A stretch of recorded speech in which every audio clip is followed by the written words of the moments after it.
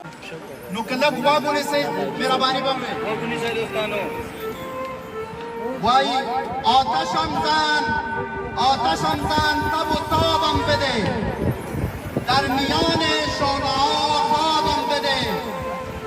وای همسایه تو از روی ثواب سوختم از تشنگی آبم بده آبم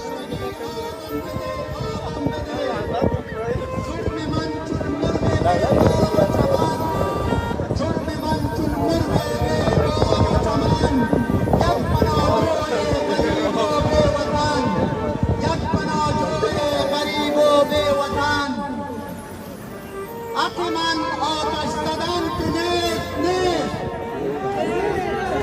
حق من آتش زدن تو نیست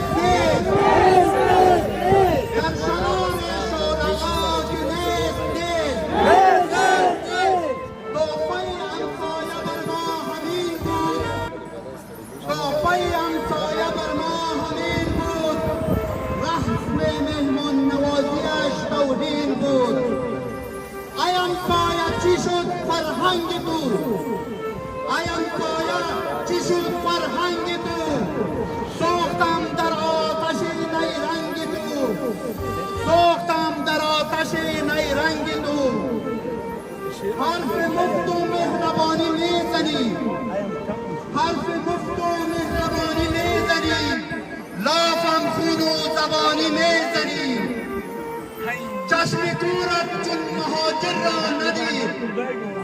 چشم کورت چون مهاجر را ندید هرچی که زورت بود به همسایه رسید ما نمیخواهیم چنین همسایه ما نمیخواهیم چنین همسایه در آتش او نشسته در سایه میگویند میکنند از دور تماشای ما را